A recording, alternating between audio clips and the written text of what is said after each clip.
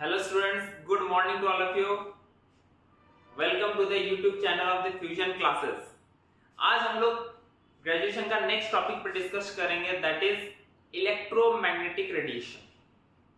क्या होता है इलेक्ट्रोमैग्नेटिक रेडिएशन? जब हम लोग लास्ट क्लास में सबसे लास्ट टॉपिक में डिस्कस कर रहे थे, याद कीजिए, जिसमें drawback of Rutherford atomic model था, है ना? वहां पे कुछ हम लोग डिस्कस किए थे कि जब दो ऑपोजिटली चार्ज एक दूसरे को एक्सेलरेट करते हैं, मतलब एक दूसरे को मूव कराते हैं, तो उससे कुछ एनर्जी इमिट होता है। याद आ रहा है? आई होप सबको याद आ रहा है। अगर नहीं आ रहा होगा तो एक बार वीडियो फिर से वापस फर्स्ट वाला देख सकते हैं। तो वो जो एनर्जी इमिट होता है ना, उसी को हम लोग बोलते हैं इलेक्ट्रोमैग्नेटिक रेडिएशन। आई बात समझ में? चलिए देखते हैं। तो इलेक्ट्रोमैग्नेटिक रेडिएशन क्या होता है? इलेक्ट्रोमैग्नेटिक रेडिएशन होता क्या है, थोड़ा सा समझते हैं।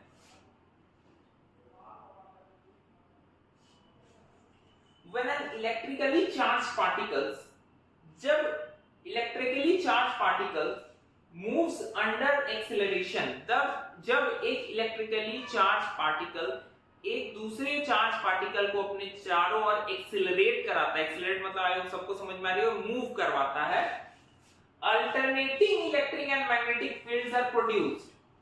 मतलब एक बार इलेक्ट्रिक फील्ड, एक बार मैग्नेटिक फील्ड। जैसे मान लीजिए कोई चीज घूमता घूमता, उससे क्या हो रहा है, अगर दो अपोजिट चार्ज अगर एक दूसरे को एक्सेलरेट कराता है, तो alternating electric and magnetic fields are produced and transmitted.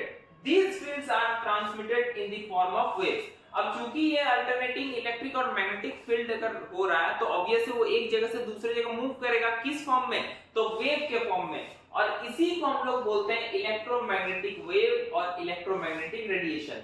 या फिर हम लोग और एक सिंपल डेफिनेशन से सोच सकते हैं, ठीक है? वो क्या होगा, जब दो अपोजिटली चार्ज पार्टिकल एक दूसरे को एक्सेलरेट कराते हैं, तो सम रेडिएशंस आर इमिटेड। तो कुछ रेडिएशंस क्या होते हैं? इमिट होते हैं। आई होप सबको समझ में आ रही है। उसी को हम लोग बोलते हैं इलेक्ट्रोमैग्नेटिक रेडिएशन और इलेक्ट्रोमैग्नेटिक वेव। आई होप सबको समझ में आ रही है, क्लियर है बात? चलो नेक्स्ट आते हैं। चलो अब इसका प्रॉपर्टी देखते हैं हम लोग। प्रॉपर्टीज ऑफ इलेक्ट्रोमैग्नेटिक रेडिएशंस या वेव्स। क्या प्रॉपर्टी है कि भाई ये जो इलेक्ट्रिक, अब जैसे हम लोग डेफिनेशन में पढ़े, इलेक्ट्रिक और मैग्नेटिक फील्ड्स क्रिएट होते हैं जो एक जगह से दूसरे जगह प्रोपेगेट करते हैं थ्रू वेव्स। इसका मतलब एक ध्यान से थोड़ा सा आप अगर देखोगे तो इस चीज को शायद समझ जाओगे कि जैसे मेरे पास यहाँ पे दो एक्सिस है, ठीक है? दो एक्सिस है। एक ये तो प्रोपेगेशन डायरेक्शन हो, जिस डायरेक्शन में वेव प्रोपेगेट कर रहा है। दूसरा एक जो है वो एक्सिस जिसके अलोंग चल रहा है। जैसे मान लो मेरे पास ये तीन एक्सिस हो गए, क्लियर? अब जैसे ध्यान से देखो, कुछ वेव इसके अलोंग चल रहे हैं ऐसे, और कुछ वेव, ये वाला कौन वाला है? ब्लू वाला। अगर मैं थोड़ा सा और अच्छे से अगर ये करूं तो थोड़ा सा इस तरह से मैं सोच सकता हूं, अगर ये चल रहा है मेरा ब्लू वाला, ठीक है, ये वेव चल रहा है ब्लू वाला डायरेक्शन, तो रेड वाला जो होगा, ये जो रेड तुमको दिख रहा है, वो किस एक्सिस के अलोंग है? ध्यान देना, इस एक्सिस के अलोंग। ध्यान देना, ये किस एक्सिस के अलोंग है? ये इस एक्सिस के अलोंग। ऐसे ही चल रहा है, इस तरह से चल रहा है ना? अच्छा, अब जरा ध्यान से समझना, ये मेरा मान लो ये मेरा कौन सा एक्सिस है? मान लेते हैं ये y एक्सिस फॉर एग्जांपल। तो ये जो वेव चल रहा है ये किस एक्सिस में? y एक्सिस में। मान लेते हैं ये x एक्सिस है, ये x एक्सिस और ये z एक्सिस। अब ध्यान से समझना, एक वेव जो ब्लू वाला है, जिसको हम लोग बेसिकली बोल रहे हैं कौन? Magnetic field. ये ब्लू वाला कौन है? Magnetic field. और ये रेड वाला कौन है? Electric field. ये दोनों एक साथ चल रहा है। और y एक्सिस और z एक्सिस हम लोग को पता है, x y z तीनों एक दूसरे पे म्यूचुअली परपेंडिकुलर है। एट ए टाइम तीनों एक दूसरे पे परपेंडिकुलर ऐसे रहते हैं, एक ऐसा और एक इस तरह से। आई होप सबको समझ में आई होगी। तो इसका मतलब ये जो दोनों फील्ड है, इलेक्ट्रिक फील्ड और मैग्नेटिक फील्ड, ये भी एक दूसरे पे म्यूचुअली परपेंडिकुलर होते हैं इन इलेक्ट्रोमैग्नेटिक रेडिएशन। क्या मेरी बात सबको समझ में आ रही है? ठीक है। तो इसका मतलब क्या हुआ कि ये जो इलेक्ट्रोमैग्नेटिक रेडिएशंस होते हैं ये क्या होते हैं, म्यूचुअली परपेंडिकुलर होते हैं। कौन कौन, इलेक्ट्रिक फील्ड और मैग्नेटिक फील्ड एक दूसरे पे म्यूचुअली परपेंडिकुलर होता है। तो ये बहुत इंपॉर्टेंट पॉइंट है, ध्यान रखना। A point, the oscillating electric and magnetic field produced by oscillating charge particles, obvious सी बात है ये फील्ड प्रोड्यूस क्यों होता है कि दो अपोजिटली चार्ज पार्टिकल होते हैं, are perpendicular to each other. अभी वही बात बोले कि एक दूसरे पे म्यूचुअली परपेंडिकुलर होते हैं, पहली बात। दूसरी, ये जो इलेक्ट्रोमैग्नेटिक रेडिएशंस है, जैसे किसी भी वेव को मूव करने के लिए कुछ एक मीडियम चाहिए। जैसे मान लो दिवाली के टाइम में पटाखा कहीं बहुत दूर कहीं अगर पटाखा फूट रहा है तो ऑब्वियस सी बात है, याद करो वॉइस बाद में आता है, लाइटनिंग तुमको तुरंत दिख जाता है ना, लाइटनिंग और वहां पे पटाखा फूटा, पर उसका वॉइस आया ही नहीं। हो सकता है 1 सेकंड या कुछ सेकंड्स के बाद वो वॉइस आता है, अगर ज्यादा दूर है तो ज्यादा देर। मतलब वो जो साउंड वेव है, ध्यान से चीज को समझना बाबू, जो साउंड वेव है उसको आने में एक मीडियम लगा, कौन, एयर। बट वो जो लाइट जला उसके लिए कोई मीडियम का जरूरत नहीं पड़ा। क्लियर है। उसी तरह ये जो इलेक्ट्रोमैग्नेटिक रेडिएशंस है या वेव्स हैं, इसको भी कोई मीडियम का जरूरत नहीं है। ये एक मतलब तुरंत होगा, तुरंत तुम्हारे पास पहुंच जाएगा, ऐसा नहीं कि कोई मीडियम के थ्रू तुम्हारे पास आएगा। ठीक है, इसी यही लिखा है, अनलाइक साउंड वेव्स और water waves, electromagnetic waves do not require any medium और can move in vacuum. Do not require a medium मतलब कोई मीडियम का जरूरत नहीं है। ये सिर्फ और सिर्फ वैक्यूम, मतलब जहां पे किसी तरह का कोई प्रेशर नहीं, किसी तरह का कोई ये नहीं, उसमें भी आराम से मूव कर सकता है, कोई मीडियम का जरूरत नहीं हो। तो 2 पॉइंट हम लोग देखे, पहला कि इलेक्ट्रिक और मैग्नेटिक फील्ड एक दूसरे पर परपेंडिकुलर, म्यूचुअली परपेंडिकुलर, और दूसरा इन वेव्स को किसी तरह का कोई मीडियम की जरूरत नहीं है। चलो लेट्स मूव फॉरवर्ड। अब आते हैं characteristic of electromagnetic wave. In waves को, इलेक्ट्रोमैग्नेटिक वेव्स को हम लोग कैसे रिप्रेजेंट करेंगे, है ना। कुछ तो तरीका होना चाहिए ना, कि जैसे मान लो वेव चला तो उसको कैसे बोलेंगे, देखो वेव चला, नहीं, उसके लिए कुछ टर्म्स होंगे जिसको हम लोग देखना है। तो सबसे पहला है वेवलेंथ। सबसे पहला क्या होता है, वेवलेंथ। बहुत सिंपल टर्म है, बहुत ज्यादा टफ नहीं है, एकदम सिंपल है, आराम से समझ में आ जाएगा। वेवलेंथ क्या होता है कि मान लो ये मेरा एक वेव है, आई होप सबको ये दिख रहा होगा, ये एक वेव है। वेव के ऊपर वाले पार्ट को बोलते हैं हम लोग क्रेस्ट और नीचे वाले को ट्रॉफ। तो 2 कंसेक्यूटिव, मतलब ये क्रेस्ट, इसके बीच का जो डिस्टेंस होता है उसी को बोलते हैं हम लोग वेवलेंथ। उसी को हम लोग क्या बोलते हैं, वेवलेंथ। क्लियर है, सबको समझ में आ गया होगा, उसी को हम लोग क्या बोलते हैं, वेवलेंथ। उसी तरह 2 कंसेक्यूटिव ट्रफ के बीच के भी डिस्टेंस को हम लोग क्या बोलते हैं, वेवलेंथ। ये जो साइन है इसको बोलते हैं हम लोग लैम्डा। क्या बोलते हैं, लैम्डा, है ना, देखो यहां पे रिप्रेजेंट किया हुआ है लैम्डा, ये इसको लैम्डा हम लोग बोलते हैं। वेवलेंथ में बेसिकली हम लोग इसी का यूज करते हैं। ठीक है, क्लियर हुआ। अब वेवलेंथ को मेजर किस में करते हैं, तो जनरली हम लोग वेवलेंथ को एंगस्ट्रॉम में मेजर कर सकते हैं, नैनोमीटर। अभी जैसे बताने के लिए इसमें लिखा हुआ है एंगस्ट्रॉम, इसके अलावा हम लोग नैनोमीटर में भी रिप्रेजेंट कर देते हैं, कोई दिक्कत नहीं। पिकोमीटर में भी कर लेते हैं, पीएम लिखते हैं, पीएम रात वाला पीएम नहीं, ये पिकोमीटर है ना। तो सबको ये पता होगा, इस सब का वैल्यू भी फिर भी मैं लिख दे रहा हूं, जैसे यहां पे थोड़ा सा मैं लिख दे रहा हूं, 1 angstrom equal to 10 to the power -10 metre होता है ना। 1 nanometre 10 to the power -9 metre होता है। 1 pm मतलब picometre 10 to the power -12 metre होता है। तो ये टर्म्स थोड़ा सा ध्यान रखना, इस बेस पे कभी-कभी जैसे कभी-कभी कन्वर्जन में तुमको यूज होगा। लास्ट में हम लोग जब ये करेंगे मल्टीपल चॉइस कुछ क्वेश्चंस करेंगे उसमें भी इसका यूज होगा, तो ये थोड़ा सा याद रखना होगा। ठीक है, ये थोड़ा सा वैल्यू सबको याद रखना, मिनिमम ये 3-4।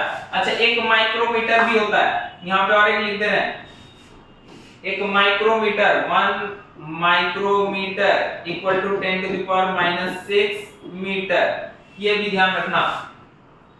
आइए सबको समझ में आ गया होगा, क्लियर होगा। चलो लेट्स मूव फॉरवर्ड और नेक्स्ट आते हैं हम लोग वेवलेंथ के बाद frequency. Frequency, what do you mean by frequency, क्या समझते हैं फ्रीक्वेंसी का?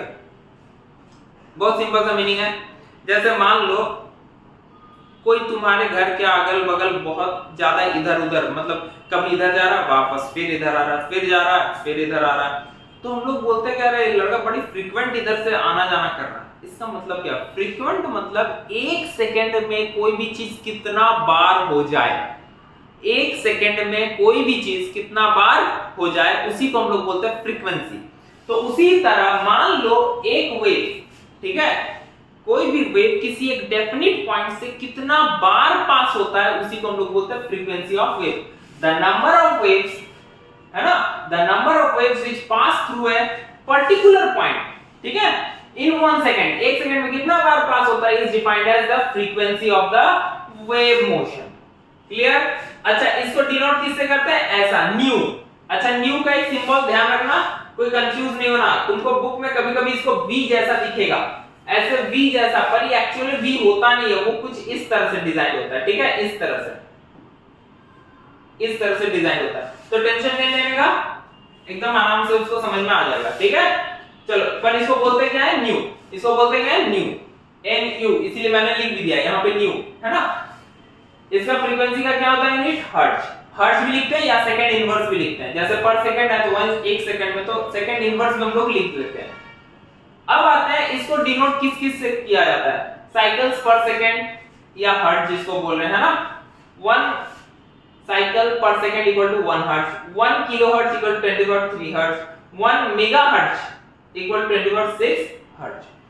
आई होप फ्रीक्वेंसी सबको क्लियर है, ठीक है। नेक्स्ट मूव करते हैं आगे।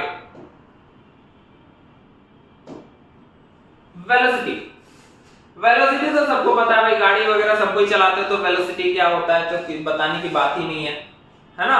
कितना डिस्टेंस ट्रेवल किया अपॉन कितना टाइम लिया। बोलते हैं ना कि भाई शोएब अख्तर का fastest speed 161.3 kilometre per hour है ना, जिसको हम लोग 100.1 शायद एग्जैक्टली में भी मैं रॉन्ग हो सकता हूं, 100.1 माइल्स पर सेकंड, इस तरह से, है ना। तो उसी तरह वेलोसिटी वेव का कैसे देखेंगे? वेव तो काफी फास्ट होगा, वेव तो हमको दिखता ही नहीं है। शोएब अख्तर का बॉल तो तब भी दिखता होगा, तभी तो सचिन मारता था, ठीक है, पर वेव को कैसे देखेंगे? वेव का वेलोसिटी तो दिखता भी नहीं है। तो बेसिकली ये होता क्या है, तो distance travelled by a wave in 1 second is called the velocity of the wave, ठीक है। अब वेव ट्रेवल कैसे करता है, तो याद करो, सबसे पहला वाला कैरेक्टरिस्टिक में मैंने पढ़ा था, है ना, हम लोग पढ़े थे क्या? वेवलेंथ से। तो wavelength is the distance between 2 consecutive crest, 2 consecutive crest या ट्रफ के बीच का डिस्टेंस, है ना। तो डिस्टेंस, और हम लोग क्या कर सकते हैं कि कितना बार चल रहा है, तो उससे हम लोग क्या कर सकते हैं? वेलोसिटी इजीली डिटरमाइन कर सकते हैं। तो बेसिकली यहां से एक जनरली हम लोग यहाँ जो वेलोसिटी होता है वो किसका होता है? इलेक्ट्रोमैग्नेटिक रेडिएशन, मतलब लाइट ही तो है। इलेक्ट्रोमैग्नेटिक रेडिएशन क्या है? लाइट है। और लाइट का वेलोसिटी को हम लोग रिप्रेजेंट किससे करते हैं? c। हम लोग को ये सबको पता है ना। और c का वैल्यू कितना होता है? 3 × 10⁸ मीटर पर सेकेंड। तो अब क्या है, ये जब हम लोग वेलोसिटी पढ़ लिया, अब हम लोग कोशिश क्या कर रहे हैं? वेवलेंथ, फ्रीक्वेंसी और वेलोसिटी तीनों को एक साथ किसी एक फार्मूला से अगर मर्ज कर दे तो हम लोग को ये हेल्प होगा। कभी भी अगर किसी का अगर वेवलेंथ दिया तो फ्रीक्वेंसी निकाल सकते हैं, किसी का फ्रीक्वेंसी दिया तो वेवलेंथ निकाल सकते हैं, क्योंकि हम लोग को पता है स्पीड ऑफ लाइट तो कांस्टेंट है, यूनिवर्सल कांस्टेंट है ये भी, जैसे एवोगैड्रो नंबर, प्लैंक्स कांस्टेंट, ये सारा है। तो हम लोग यहां से एक फार्मूला बनाते हैं c = न्यू * लैम्डा। क्या मेरी बात समझ में आ रही है? अच्छा, अब एक चीज ध्यान देना, यहां से एक चीज और भी समझ सकते हैं। अब यहां से यूनिट क्या होगा? c का यूनिट ऐसे तो हम बता ही दिए, पर यहां से तुम निकाल भी सकते हो। तो c = यूनिट अगर c का निकालना तो न्यू का क्या है? सेकंड इनवर्स, और लैम्डा का है मीटर पर सेकंड, है ना। देखो यहाँ पे होगा भी, अच्छा यहाँ देखो, यहाँ मीटर पर सेकंड, तो यूनिट इस तरह से हम लोग निकालते हैं किसी का भी। चलो आगे बढ़ते हैं। अच्छा, ये बात भी हमने पहले बता दिया, कोई भी इलेक्ट्रोमैग्नेटिक रेडिएशन अगर होगा तो वो कहीं पे भी मूव कर सकता है, उसको कोई मीडियम का जरूरत नहीं हुआ। इवन इवन वैक्यूम में भी वो मूव कर सकता है, ठीक है। जैसे in vacuum all types of electromagnetic radiation regardless of wavelength travel at the same speed. क्योंकि वो इलेक्ट्रोमैग्नेटिक रेडिएशन है, सबका स्पीड क्या होगा, स्पीड ऑफ लाइट के बराबर होगा, दैट इज 3 × 10⁸ मीटर पर सेकेंड, है ना, क्लियर। और ये ध्यान रखना, ये यूनिवर्सल कांस्टेंट है, हर जगह मोटा मोटी अर्थ में इतना ही स्पीड होता है। चलो आगे बढ़े। नेक्स्ट, वेव नंबर, बहुत सिंपल है। वेव नंबर क्या होता है, ये रेसिप्रोकल होता है। ये क्या होता है, रेसिप्रोकल होता है, किसका, वेवलेंथ का। ये क्या होता है, रेसिप्रोकल होता है वेवलेंथ का। It may be defined as the number of wavelengths per unit length, है ना, number of wavelengths per unit length, या फिर equal to the inverse of wavelength, inverse of wavelength. जैसे कि यहाँ पे इसी को वेव नंबर, अच्छा ये ध्यान रखना, ये न्यू ही है, जो फ्रीक्वेंसी वाला लिख रहे थे ना वही न्यू है, बस उसके ऊपर बार चढ़ा हुआ है। तो nu bar equal to 1/λ equal to nu upon C. ये वाला फॉर्मूला कैसे आया, हम लोग पता है, न्यू इक्वल टू c/λ, तो लैम्डा इक्वल टू c/न्यू। अब इस लैम्डा की जगह इसको पुट कर देंगे तो ये वैल्यू आ जाएगा, ठीक है। तो बहुत परेशान होने की बात नहीं है, सिंपल सा चीज है, आराम से सबको समझ में आ गया होगा। क्लियर है यहां तक, आगे बढ़े हम। तो ये हो गया आपका वेव नंबर किसको बोलता है, ये सबको समझ में आ गया। अब हम लोग थोड़ा सा नेक्स्ट मूव करते हैं, जो मेन चीज है दैट इज इलेक्ट्रोमैग्नेटिक स्पेक्ट्रम। अब सर ये तो समझ में आ गया कि इलेक्ट्रोमैग्नेटिक रेडिएशन क्या होता है, पर ये स्पेक्ट्रम क्या होता है। याद करो, तुम लोग को पढ़ाया जाता होगा क्लास 9 में, क्लास 9 में सबको ही पढ़े होंगे कि भाई स्पेक्ट्रम, याद करो, विजिबल लाइट, तुम प्रिज्म से विजिबल लाइट को पास कराते थे, 7 डिफरेंट कलर में टूट जाता था, याद आ रहा होगा। बट कभी सोचे, कभी ये बात सोचे कि भाई जब भी ये टूटता है तो हमेशा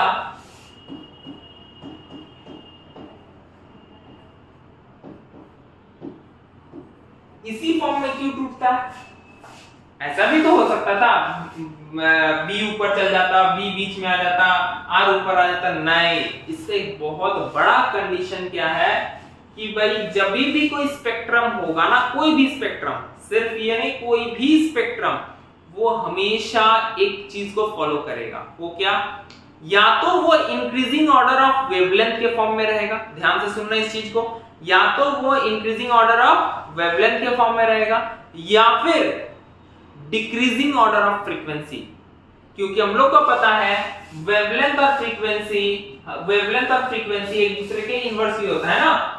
अरे c equal to nu into lambda, तो c तो कांस्टेंट है ना भाई, तो nu is inversely proportional to lambda, ठीक है। मतलब वेवलेंथ और फ्रीक्वेंसी एक दूसरे के इनवर्सली चलता है, दोनों एक साथ साथ मूव नहीं करता। तो बस उसी को हम लोग बोलते हैं, उसी चीज को यहां पे ध्यान देना थोड़ा सा। The arrangement of different types of electromagnetic radiations in order of increasing wavelength और decreasing frequency, समझ में आई बात। स्पेक्ट्रम इसी को बोलते हैं कि भाई जब भी किसी लाइट को हम लोग इंक्रीजिंग ऑर्डर ऑफ वेवलेंथ या डिक्रीजिंग ऑर्डर ऑफ फ्रीक्वेंसी में सेट करते हैं, तो उसी ट्रेंड को, वो जो ट्रेंड होता है ना, उसी को हम लोग बोलते हैं क्या, स्पेक्ट्रम। क्लियर। अब जैसे यहाँ पे ध्यान देना, अब सर यहाँ पे इतना सारा कहां से आया भाई, ये जो व्हाइट लाइट, जो हम लोग के सनलाइट हम लोग के पास आता है ना, गजब का चीज होता है, उसमें बहुत सारे चीज होते हैं। हम लोग को तो दिखता है धूप है, चलो धूप ले लो, नहीं, उसके साथ बहुत सारा कुछ आता है। या फिर सन से बहुत सारा चीज तो तुम्हारे पास पहुंच भी नहीं पाता है ढंग से। सन से जब निकलता है ना, कभी सोचे सैटेलाइट जो छोड़ता है, मान लो तुम्हारा रेडियो, एफएम, ये सारा कहां से आता है, कहां से तुमको ये रेडियो में गाना वगैरह सुन लेते हो या मूवी वगैरह देखते हो टीवी में, है ना, डिश का कनेक्शन है, ये कहां से आता है। तो सारा खेल सैटेलाइट का है। वो सैटेलाइट क्या करता है, जैसे सन इलेक्ट्रोमैग्नेटिक रेडिएशंस को इमिट किया, उसको कैप्चर करने का कोशिश करता है और उससे फ्रीक्वेंसी मैच करता है। इसीलिए तो ध्यान देना, एफएम जब बजता है ना, उसका फ्रीक्वेंसी होता है 92.4, 101 या 198.3, है ना, तो ये फ्रीक्वेंसीज होते हैं। तो अब देखो ध्यान देना, तो लाइट में क्या क्या रहता है, देखो लाइट में गामा रे रहता है, एक्सरे रहता है, यूवी रहता है, आईआर रहता है। यूवी मतलब अल्ट्रावायलेट रे रहता है, उसके बाद आईआर रहता है। अच्छा, अल्ट्रावायलेट और आईआर के बीच में विजिबल रहता है। देखो विजिबल यहाँ पे है जो तुम देखते हो प्रिज्म वाला, है ना। चलो उसके बाद आईआर इंफ्रारेड रहता है, उसके बाद माइक्रोवेव रहता है, उसके बाद एफएम रेडियो वेव्स रहता है, रेडियो वेव्स जो एफएम अभी बताएं, है ना। उसके बाद लॉन्ग रेंज रेडियो वेव्स रहता है। अब बात आता है कि सर इससे क्वेश्चन कैसे आ सकता है। देखो ऐसे क्वेश्चन तो कुछ भी आ सकता है, कोई इशू नहीं है, बट यहाँ सबसे इंपॉर्टेंट पार्ट क्या है कि तुमको ये जो इंक्रीजिंग ऑर्डर ऑफ वेवलेंथ है ना, इंक्रीजिंग वेवलेंथ वाला है, देखो 10 to minus 16 minus 14 minus 12 10 minus 8 minus 6 minus 4 इधर से इधर बढ़ते जा रहा है ना, इसको बाबू थोड़ा सा तुमको ट्रेंड याद रखना चाहिए, क्योंकि ये अच्छे कंपटीशन में, चाहे तुम जेई का दे रहे हो, नीट का दे रहे हो, ग्रेजुएशन का दे रहे हो, आईटी जैम का दे रहे हो, कोई भी कंपटीशन में इजीली इसको, जैसे तो कोई पीजीटी वाले जो दे रहे हैं, है ना, पीजीटी टीजीटी, ये सब में भी डायरेक्ट क्वेश्चन पूछ देगा कि बताओ इन चारों का ऑर्डर क्या होगा वेवलेंथ का, बताओ इन चारों का ये क्या होगा। तो उसके लिए लास्ट तक हम लोग रुकेंगे, एक ट्रिक मैं बताऊंगा जिससे तुम इजीली बता सकते हो ऑर्डर क्या है, ठीक है, ट्रिक लास्ट में। तो अभी फिलहाल के लिए आगे बढ़ते हैं। तो आई होप सबको इलेक्ट्रोमैग्नेटिक स्पेक्ट्रम, आई होप सबको समझ में आ गया होगा कि the arrangement of different types of electromagnetic radiations in the order of increasing wavelength और decreasing frequency is known as electromagnetic spectrum. और स्पेक्ट्रम में ये सारे इलेक्ट्रोमैग्नेटिक रेडिएशन के पास ये सारे रेज रहते हैं। क्लियर? चलो आगे मूव करते हैं। तो ये हो गया इलेक्ट्रोमैग्नेटिक स्पेक्ट्रम। नेक्स्ट आते हैं अब हम लोग के पास जो है वो है मल्टीपल चॉइस क्वेश्चंस। कुछ ये जो टॉपिक हम लोग देखे हैं इससे रिलेटेड कुछ मल्टीपल चॉइस क्वेश्चन, एक आध क्वेश्चन ऐसे भी मिल जाएंगे जिसमें हो सकता है कुछ दूसरा फॉर्मूला थोड़ा सा ये हो जाए, पर अब हम लोग कोशिश करते हैं मल्टीपल चॉइस क्वेश्चन। तो सबसे पहला क्वेश्चन बताओ, लड्डू वाला क्वेश्चन मिल गया ना, लड्डू electromagnetic radiations with maximum wavelength is. अभी मैंने बोला कि इस टाइप के क्वेश्चंस मिल जाएंगे कि सबसे ज्यादा या सबसे कम, ऑर्डर, ये सारे क्वेश्चन मिल सकते हैं भाई, ठीक है। चलो तो सबसे ज्यादा वेवलेंथ किसका होगा, याद करो, थोड़ा सा ध्यान देना, इधर से इधर वेवलेंथ बढ़ रहा था और सबसे लास्ट में क्या था, रेडियो वेव, सबसे लास्ट में क्या था, रेडियो वेव। तो आंसर क्या हो जाएगा, रेडियो वेव। अच्छा सबसे छोटा कौन था, मान लो यहाँ पे मैक्सिमम और मिनिमम कौन था, एक्सरे सबसे पहले था, गामा के बाद एक्सरे था ना। बात समझ में आ गई होगी सबको। चलो ये तो बहुत इजी क्वेश्चन है, लड्डू वाला है। नेक्स्ट क्वेश्चन, नेक्स्ट क्वेश्चन बोल रहा है the ratio of the energy of a photon of 2000 angstrom wavelength radiation to that of 4000 radiation, ठीक है। दोनों का बेसिकली रेशियो पूछ रहा है, द रेशियो ऑफ एनर्जी। अब देखो भाई थोड़ा सा ध्यान देना, लग रहा है गलती से मेरे वीडियो में ये वाला क्वेश्चन एनर्जी वाला थोड़ा सा आ गया, तो कोई इशू नहीं, इसको भी हम लोग सॉल्व करेंगे। बहुत सिंपल सा क्वेश्चन है, बस इसका फार्मूला तुमको एनर्जी का पता होना चाहिए। आओ हम लोग देखते हैं थोड़ा सा फार्मूला। देखो यहां पे फार्मूला लगेगा, that is energy equal to hc by lambda होता है, ठीक है। हम लोग जब प्लैंक्स क्वांटम थ्योरी पढ़ेंगे ना उस समय देखेंगे बेसिकली, और थोड़ा सा पीछे जाते E equal to h nu होता है ना। न्यू इज द फ्रीक्वेंसी, अभी जो बताएं, और न्यू इक्वल टू हमको पता है c अपॉन लैम्डा होता है, अभी थोड़ा देर पहले हम लोग पढ़े थे। तो मेरे पास दो लाइट है, एक का वेवलेंथ 2000 है, एक का वेवलेंथ 4000 है। बोल रहा है कि एनर्जी क्या होगा, ठीक है। तो चलो एक दोनों को, एक को E1 कर देते हैं। E1 जो पहले वाले का वेवलेंथ कितना, 2000, तो E1 equal to hc upon 2000, ठीक है, अपॉन E2, क्योंकि दोनों का रेशियो बोला है, देखो द रेशियो ऑफ एनर्जी, तो E1 अपॉन E2 कर रहे हैं, ठीक है, इक्वल टू क्या हो जाएगा, hc अपॉन 4000। क्योंकि एंगस्ट्रॉम में तो दोनों एंगस्ट्रॉम में तो यूनिट का कोई माजरा ही नहीं है, तो hc गया तेल लेने, तो क्या आ गया मेरे पास, E1 upon E2 equal to क्या हो जाएगा, ये 4000 ऊपर चल जाएगा, 4000 अपॉन 2000 2, ऑप्शन सी। चलो नेक्स्ट क्वेश्चन क्या है? अच्छा, कौन है जो एक्सरे को कैरेक्टराइज नहीं करता है, मतलब एक्सरे के बारे में उतना कुछ बता नहीं पाता है ना? तो भाई ये रेडिएशन कैन आयनाइज, एकदम ये बेसिकली क्वेश्चन जो है एक्सरे के बारे में, थोड़ा सा आप लोग को शायद एक्सरे के बारे में उतना अच्छे से ना पता रहे, कोई इशू नहीं, हम लोग कर लेंगे फिर भी इस क्वेश्चन को। बेसिकली एक्सरे क्या कर सकता है? आयनाइज गैस एकदम करता है, ठीक है। मान लो अगर तुम लोग पढ़े होगे मुलिकन ऑयल ड्रॉप एक्सपेरिमेंट, ठीक है, मुलिकन ऑयल ड्रॉप एक्सपेरिमेंट, तो वहां पे ये आयनाइज कर देता है गैस को आयनाइज कर देता है, क्योंकि इसका बहुत हाई फ्रीक्वेंसी का रेडिएशन होता है, बहुत हाई। इसीलिए याद करो, एक्सरे जब भी कोई कराने जाते होगे ना, तो सारा बॉडी पार्ट को ढक के सिर्फ उस पार्ट को खोल के एक्सरे, और एक स्लाइस पार होता है, तुमको पता भी नहीं चलेगा कि अरे रे पार भी हुआ। क्यों?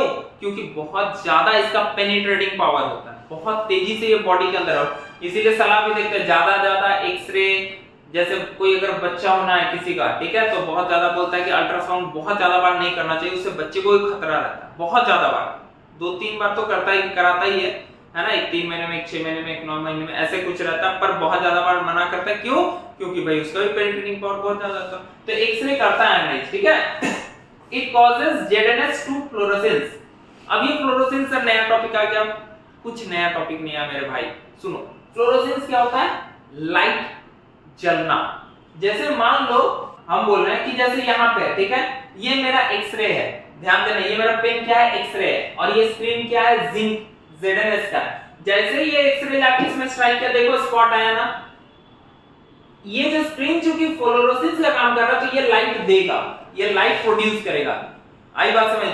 जो भी लाइट को प्रोड्यूस करता अपने से, दैट इज फ्लोरोसेंस, ठीक है।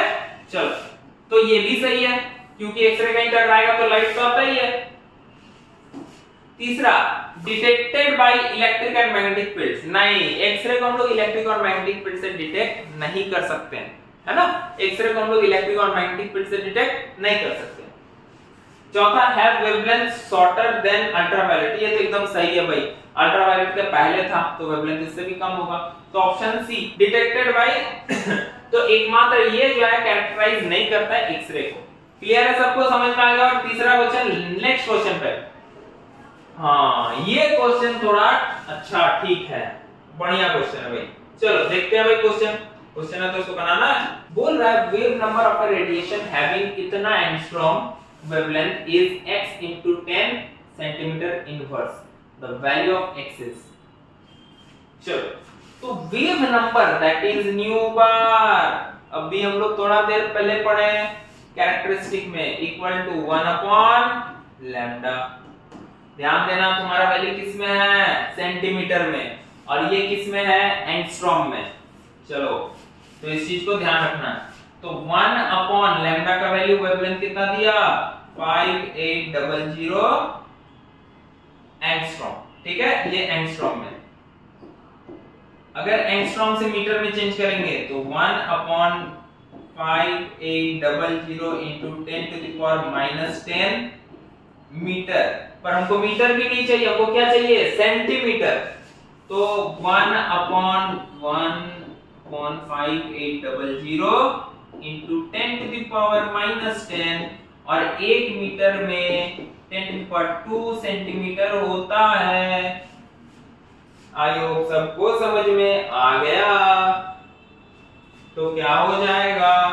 तो यहां से 10 to the power 8 हो जाएगा, तो 1 upon 5800 into 10 to the power minus 8 centimetre आ गया मेरा जो चाहिए था। अब क्या करेंगे? इसको ऊपर ले जाएंगे, तो 10 to the power 8 upon 5800 centimetre. 2 इधर से गया, 2 यहां से जाएगा, तो 2 3 कितना बचेगा? इसमें 6 बचेगा ना, 1 2 3 4 5 6 अपॉन 58 इतना सेंटीमीटर, सॉरी सेंटीमीटर इनवर्स हो जाएगा, क्योंकि सेंटीमीटर ऊपर ले गए, हाँ सेंटीमीटर इनवर्स, ठीक है। अब देखो जो भी वैल्यू आएगा, अब डिवाइड करेंगे इसको, डिवाइड करेंगे, क्या क्या दिया है भाई, 2 तो नहीं होगा, ये तो नहीं होने वाला क्योंकि 2 2 है, तो 2 बार में तो जाइए नहीं करेगा, ठीक है। 1 वाला सब सही है, 1 वाला सब सही है। चलो थोड़ा सा देख लेते हैं, 58 1 2 3 4 5 6, सॉरी 5 6, हाँ एक बार में 58 कितना आ गया, 2 4 0, यहीं पे खेला हो जाएगा। अब देखो कहां कितना, ये तो होगा नहीं, 0 वाला नहीं होगा, ये भी गलत है, ये भी गलत हो गया। 9 बार में जाएगा क्या, नहीं हमको लगता है 7 बार में चल जाएगा, काम हो जाएगा 7 में। 7 में देखो तो कितना होता है, 7 बार में, 7 बार में तुम्हारा हो जाएगा 7 56 का 6 हाथ में रहा 5 35 और 5 40, हाँ फर्स्ट क्लास। आगे नहीं कर रहे हैं, ऑप्शन क्या हो जाएगा, सी। अरे इसमें भी सी, अरे यार वो क्या रहा है, सब सी ही ऑप्शन हो जा रहा है। चलो ठीक है कोई बात नहीं, ठीक है क्लियर। तो ये 406 कट जाएगा। और ऑब्वियस सी बात है, लास्ट में जाके जब हम लोग लास्ट जाएंगे ना, वहां पे जो भी वैल्यू आएगा x into 10 कर देंगे, जो भी वैल्यू आएगा उसको 10 मतलब एक डेसिमल आगे ले लेंगे, तो उससे क्या हो जाएगा, 10 गुना हो जाएगा, वैल्यू तुम्हारा ये आएगा, ठीक है क्लियर है। आई होप सबको समझ में आ गया होगा। अब हम लोग मूव करेंगे टुवर्ड्स द ट्रिक। कौन सा ट्रिक, जिससे हम लोग को याद रहेगा कि इलेक्ट्रोमैग्नेटिक रेडिएशंस में जो जो रेडिएशन आते हैं कौन कौन, जैसे यूवी आईआर हो गया ना, उसके बाद माइक्रोवेव हो गया, लॉन्ग रेंज रेडियो वेव हो गया, इन सब का ऑर्डर को कैसे याद रखना है। तो हम लोग को पता है इलेक्ट्रोमैग्नेटिक स्पेक्ट्रम में क्या होता है कि भाई increasing order of wavelength decreasing order of frequency में सेट होता है, तो उसको ऑर्डर को याद रखना काफी डिफिकल्ट होता है। तो let's move to the trick. तो बहुत सिंपल है, बहुत सिंपल है।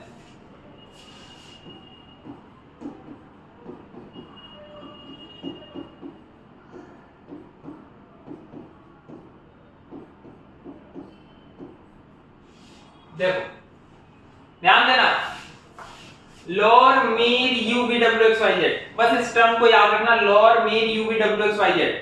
सर ये कैसा ट्रिक हुआ, ये कुछ होता ही नहीं, सेंटेंसों नहीं बना। अरे यार सेंटेंस में कोई जरूरत ही नहीं है, तू देख तो अच्छे से, lower LOR lower mean U V W X Y Z, ठीक। अब देखो हम यहां पे दिखा रहे हैं, y से थोड़ा चेंज करते कलर, y से गामा रे, x से एक्स रे, w नहीं है, ऑब्वियस सी बात है, ट्रिक का एक पार्ट है। uv, तो सबसे पहले uv आता है अल्ट्रावायलेट, अल्ट्रावायलेट,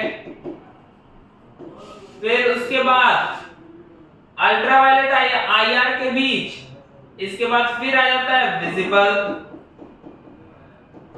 विजिबल, उसके बाद आईआर, इंफ्रा, इंफ्रारेड, उसके बाद एम फॉर माइक्रोवेव, माइक्रोवेव, उसके बाद long range radio waves, long range radio wave, radio wave. अब ध्यान से समझो मेरे प्यारे बच्चों, बहुत सिंपल सा ट्रिक था, हम लोग जैसे बात किए थे, है ना, कैसे कैसे ऐसे, ध्यान देना, तुम जैसे इधर से इधर जा रहे हो, ओहो कैसे बताएं, लैम्डा का वैल्यू बढ़ रहा है, न्यू का वैल्यू घट रहा है, बस खत्म हो गया, दैट्स ऑल। यही तो काम था ना, हम लोग को जानना था, याद नहीं रख पा रहे थे sir, simple lower mean U V W X Y Z, और सबका वैल्यू तुम्हारे पास है। तो इस तरह से हम पूरा इलेक्ट्रोमैग्नेटिक रेडिएशन को इजीली याद रख सकते हैं। हाँ वैल्यू नहीं है बट ऑर्डर, वैल्यू जनरली पूछता भी नहीं है, ऑर्डर ही पूछता है, ठीक है। तो आज के लिए कथा यहीं तक समाप्त होगा। आज हम लोग यहाँ तक बेसिकली पूरा इलेक्ट्रोमैग्नेटिक रेडिएशंस को अच्छे से कवर किए हैं, ठीक है। नेक्स्ट वीडियो में हम लोग पढ़ेंगे बोर्स मॉडल, जो कि ग्रेजुएशन के सिलेबस का सबसे पहला टॉपिक, पर उससे पहले हम लोग को ये सब करना था क्योंकि इसके बिना काम नहीं चलेगा। बीच में हम लोग कोशिश करेंगे क्या, फोटो इलेक्ट्रिक इफेक्ट और ब्लैक बॉडी रेडिएशंस के बारे में, क्योंकि ब्लैक बॉडी रेडिएशंस बहुत सेंसिटिव चीज है और उसमें बहुत ज्यादा वीडियोस वगैरह हम लोग कवर नहीं किए, तो उसको कवर करने की कोशिश करेंगे। फोटो इलेक्ट्रिक इफेक्ट कवर करने की कोशिश, जब कर ही रहे हैं तो कुछ छोड़ना क्यों है, सारे को कवर कर लेंगे, ठीक है, तो नेक्स्ट वीडियो में हम लोग मिलते हैं बोर्स मॉडल के साथ। तब तक के लिए सबको थैंक यू, बाय बाय, जय हिंद। और चैनल को प्लीज शेयर, सब्सक्राइब और नोटिफिकेशन बेल को ऑन कराना है भाई। प्लीज अपने फ्रेंड्स दोस्तों को ज्यादा से ज्यादा जोड़ना है सबको, ताकि सबको ये बेनिफिट मिल सके। Thank you.